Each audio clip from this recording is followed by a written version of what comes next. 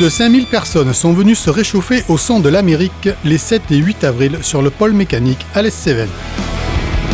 Cette troisième journée américaine, elle est née de l'association qu'on a eu le partenariat avec la mairie d'Alès et l'agglomération pour les œuvres caritatives, et j'insiste, du Lions Club d'Alès, Vallée des Gardons. Une soixantaine de voitures et autant de motos, principalement des Harley-Davidson, est venue partager avec passion une certaine idée du rêve américain. Là, c'est une Chevrolet Bel Air 1956, 4 portes avec hardtop. C'est moi qui ai tout restauré et je l'ai fait comme je voulais, quoi, mais elle est complètement d'origine. C'est une passion de... Mon père il travaillait avec les Américains, déjà à Fontainebleau, à Chartres et tout ça.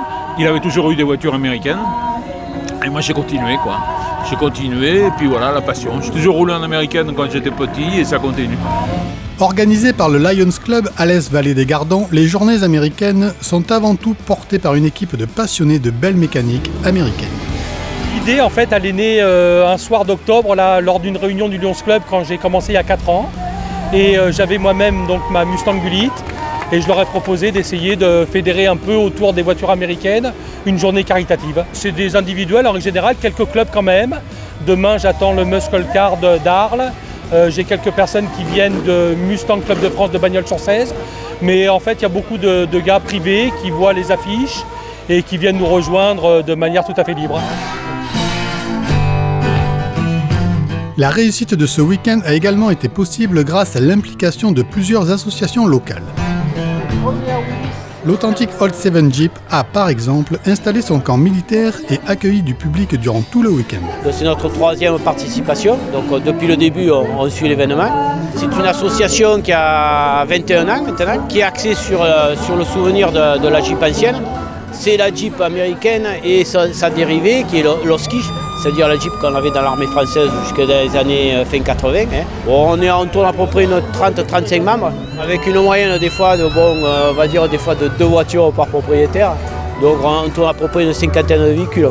Les pin-up, chanteuses de country, groupes de blues et l'équipe du roller derby alésien ont donné au pôle mécanique des airs de plateforme californienne jusqu'en fin de journée.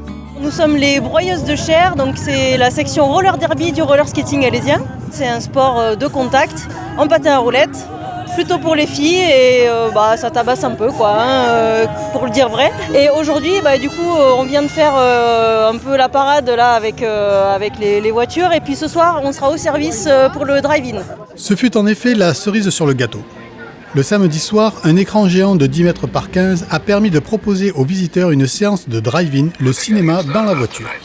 Moi j'aime beaucoup le cinéma, donc non mais là c'est amusant d'avoir les gueules d'être au milieu de nos voitures. Là, vous voyez là, il y a une Chevrolet Malibu là, juste devant moi, là, c'est marrant quoi. Ouais, ça nous fait un petit peu rêver, voilà. On est un peu comme des gamins quoi. Mais les motards non fournis de radio ou les piétons ont pu également profiter du mythique film Limite.0 au bar des As, installé spécialement pour l'occasion par Franz Clochard à quelques 6 mètres de haut. Les 7 et 8 avril, au pôle mécanique, c'était vraiment l'Amérique.